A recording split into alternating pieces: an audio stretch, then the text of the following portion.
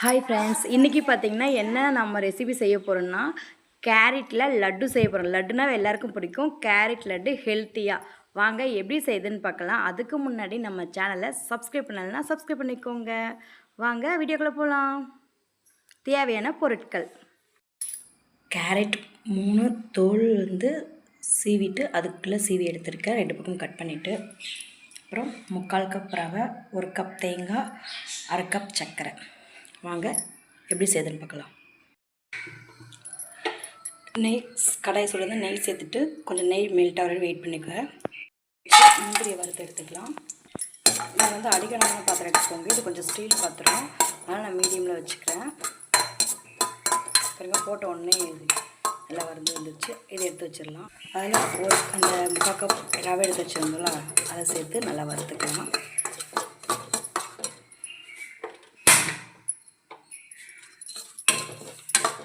மீடியமில் வச்சுக்கோங்க, இல்லைன்னா தீஞ்சிடும். உங்களோட பாத்திரம் நல்லா கனமான பாத்திரமாக இருந்தால் ஃபுல் ஃப்ளேமில் வச்சுக்கோங்க.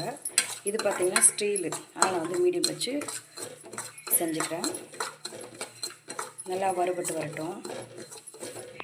பாருங்கள், நல்லா ஓரளவுக்கு வறுபட்டு வந்துடுச்சு. இப்போ நம்ம துருவி வச்சுருக்க கேரட் சேர்த்துக்கலாம். பாருங்கள், கேரட் சேர்த்தாச்சு. இதை நல்லா மிக்ஸ் பண்ணி வறுத்து எடுத்துக்கலாம்.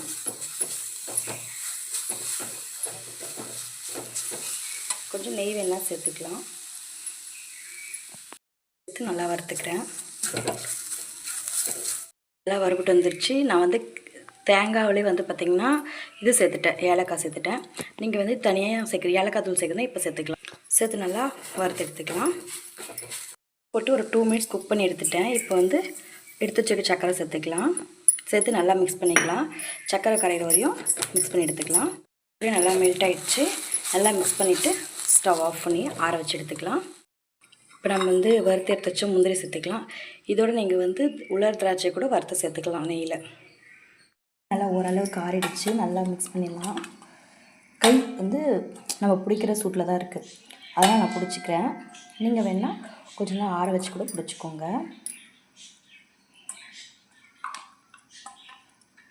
இது செஞ்சு உடனே சாப்பிட்றத விட ஒரு 5 hours 6 hours கழித்து சாப்பிட்டா தான் நல்லா டேஸ்ட் இருக்கும்.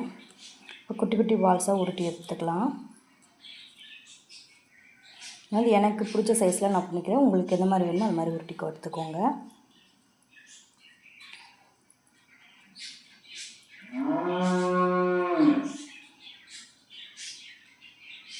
பார்த்திங்கன்னா உங்களுக்கு தெரியும் எந்த அளவுக்கு இருக்குன்றது.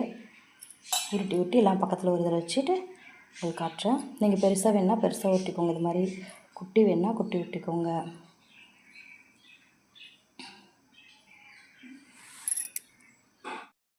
Hi friends, welcome to our channel.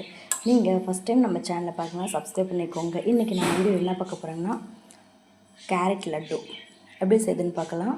அதுக்கு முன்னாடி தேவையான பொருட்கள் பார்த்துடலாம்.